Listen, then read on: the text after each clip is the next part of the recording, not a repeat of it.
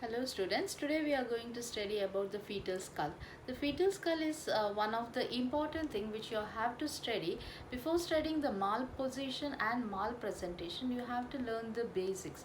In basics, you have to study about the fetal skull as well as you have to study about the pelvis. Today we will be dealing with a fetal skull. So you can see here this is a fetal skull.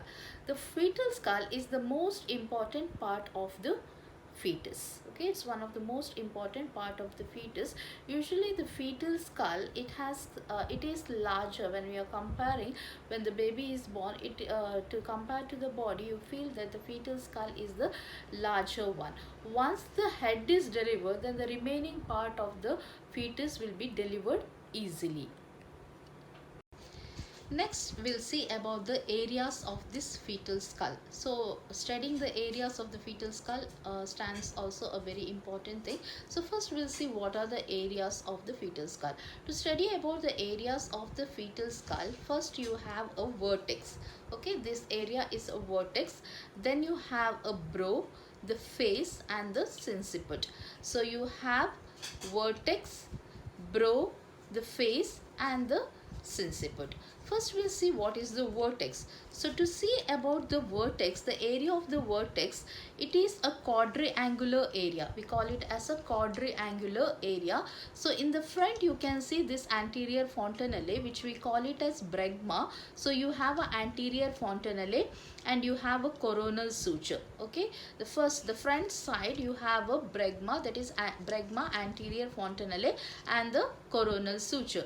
Behind you have a lambda. This is bregma. The posterior fontanelle is called as a lambda. So you have a lambda and the lambdoidal suture from the behind. And on the side, when we are speaking, the sides of this vertex is, you have a parietal eminence here. The protrusion which you can see here, the prominences, it's called as a parietal eminence. So a line drawn on the parietal eminence on this side and the other side. So this whole area we call it as a vertex.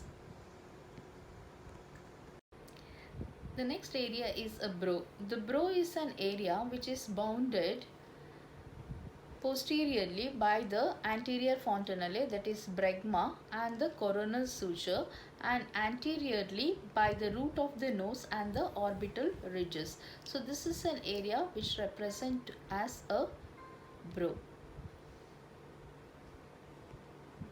The next area is the face. The face is an area which is bounded by, on one side you can see the root of the nose as well as the supraorbital ridges, and the other side the floor of the mouth where it meets the neck, that is the junction of the floor of the mouth.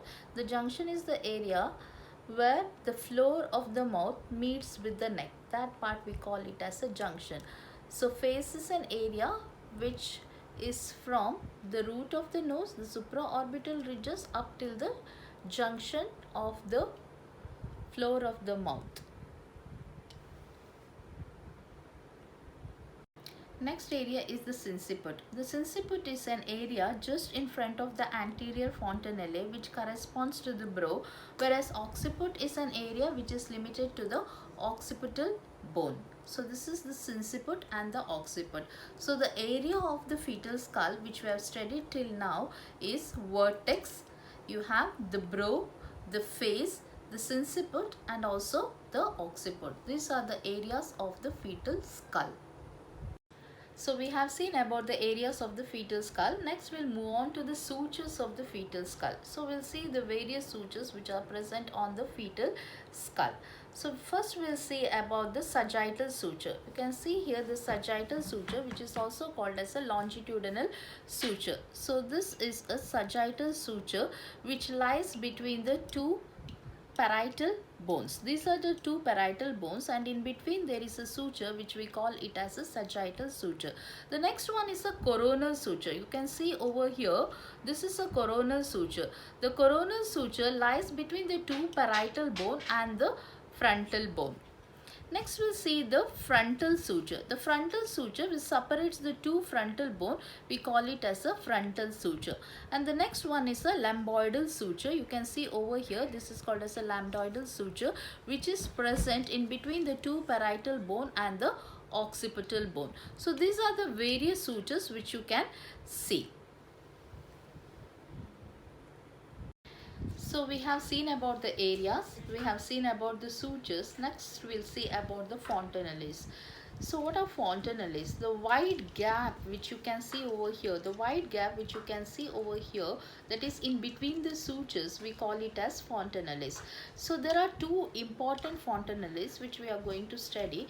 The one is the anterior fontanelle, which we call it as bregma, and the posterior fontanelle, which we call it as lambda.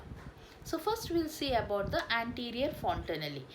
So anterior fontanelle, it is formed by joining of four sutures. You can see here the four sutures which are joining to form this anterior fontanelle. So we have seen this. This is a sagittal suture, this is a frontal suture, and this is a coronal suture. So these four sutures join together and they form a diamond shaped membrane filled space, that is a fontanelle, which we call it as an anterior fontanelle or bregma. So the shape is like a diamond shape.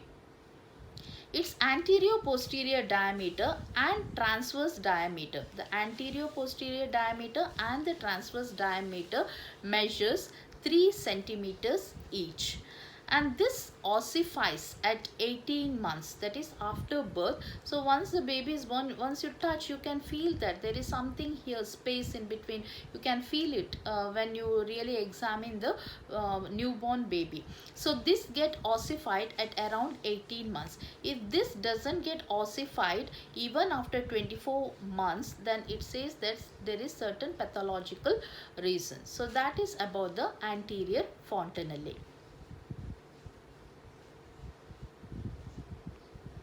Next we'll see about the posterior fontanelle.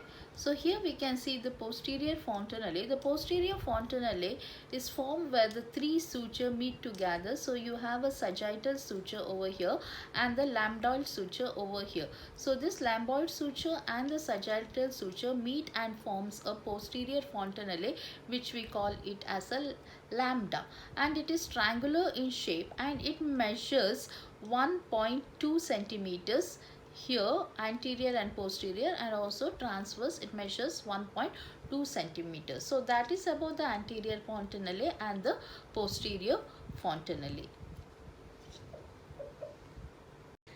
So today we have seen about the fetal skull, mainly the areas of the fetal skull, the sutures of the fetal skull, and the two important fontanelles of the fetal skull. Hope you have understood this. Thank you.